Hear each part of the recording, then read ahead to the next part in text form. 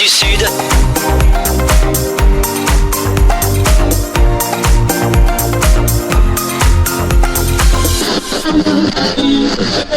L'invité du jour.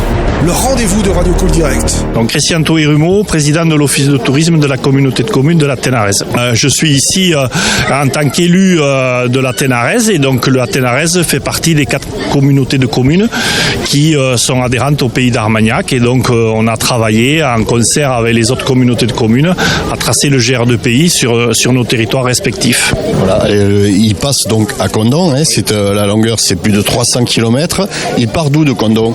Alors Condon, il va partir depuis la Halle, donc en centre-ville.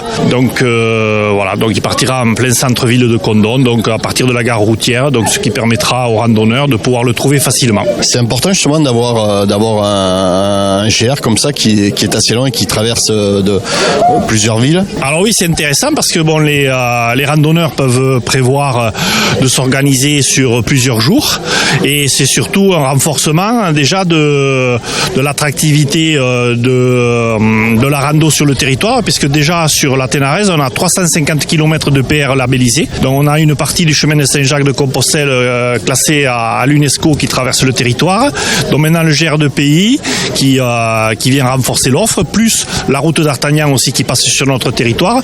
Donc plus la V82 donc qui arrive depuis le Lot-et-Garonne. On renforce l'offre de rando sur le territoire et puis de permettre justement à créer des séjours rando complets sur tout le territoire, y compris sur le pays d'Armagnac. Du coup, ça va ramener du flux sur le secteur, sur la Ténarèze. Oui, sur la Ténarèze et sur le pays d'Armagnac, puisque on travaille, les 3 offices de tourisme donc du pays d'Armagnac travaillent en parfaite harmonie pour développer toutes ces activités. Et là où c'est que nous allons encore marquer des points, c'est aujourd'hui tout le pays d'Armagnac est labellisé pour le grand site Occitanie à Armagnac, abbaye et cité, donc avec l'art au mieux et avec Lectoure. Donc on va encore renforcer encore plus cette offre touristique et cette offre de randonnée pédestre, équestre sur le territoire. Donc on travaille ensemble pour vendre notre territoire parce que le touriste qui vient dans le Gers, il connaît pas les limites du territoire et donc nous l'union des 4 offices de tourisme va permettre justement d'avoir un accueil beaucoup plus conséquent et de qualité pour pouvoir faire progresser cette économie du territoire parce que le tourisme c'est pas que distribuer comme beaucoup malheureusement le pensent encore des tracts au guichet de l'office de tourisme, mais c'est du développement économique et c'est aussi des emplois sur le territoire, que ce soit avec les prestataires de services, les agriculteurs, etc.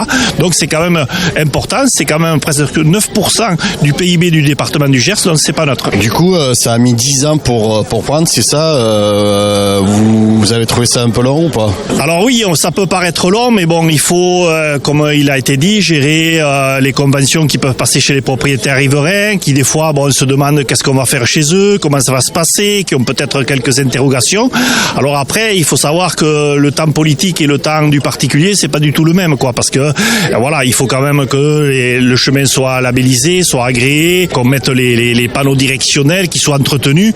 Donc voilà, c'est beaucoup de travail quand même, et surtout d'obtenir toutes ces autorisations de passage qui sont pas simples parce que la propriété dans le Gers c'est quand même assez morcelé et donc il y a un nombre conséquent de propriétaires privés. Alors on les remercie de nous laisser passer chez eux parce qu'après en passant chez eux, s'ils sont producteurs de vin ou producteurs de foie gras, les randonneurs peuvent aller aussi dans leur boutique, donc c'est du gagnant-gagnant pour tout le monde Alors vous allez avoir votre inauguration prochainement, c'est quand? Le 26 mai, lundi 26 mai, donc à midi, donc à la Halle de Condon, en centre-ville, à la gare routière, et donc qui va être le morceau suivant de ce qu'on inaugure aujourd'hui. Donc les gens pourront faire la totalité du GR2PI d'Armagnac sur les 4 communautés de communes. Cool Direct, priorité à la parole.